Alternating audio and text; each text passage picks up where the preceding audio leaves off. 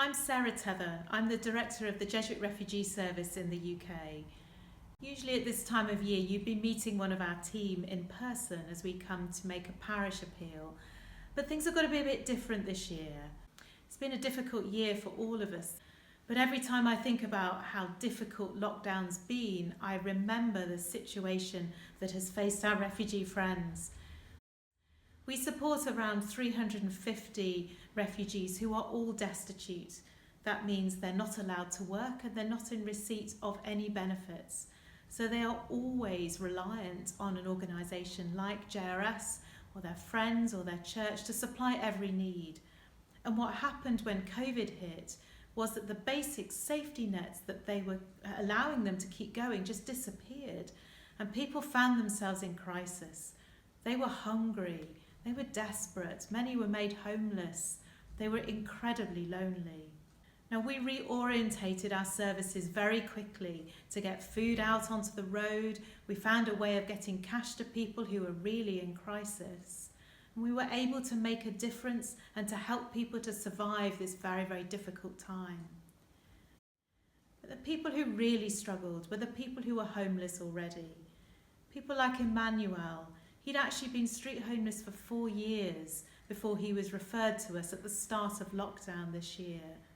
And we were able to take our support services onto the phone, and our trained caseworkers worked closely with him to make sure that we could get access for him to one of the temporary schemes that came into place in the spring to make sure that people could get housing. Otherwise, he would have been in a terrible situation.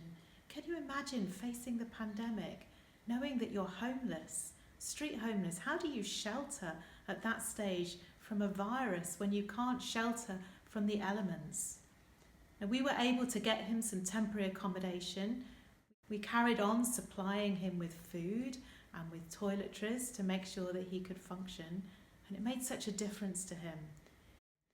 He said that before, when he was sleeping on the streets, he wasn't thinking about the virus at all. He was struggling with flashbacks from his previous life.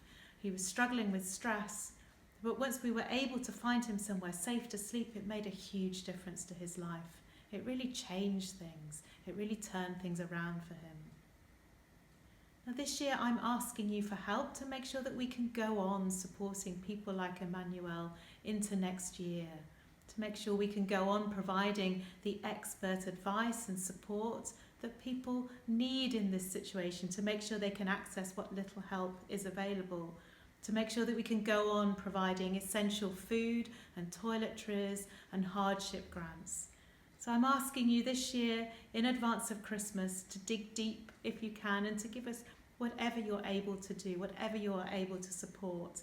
And you're working with people who have nothing, even small amounts will make a big difference. So anything that you can give, we'd be hugely grateful for.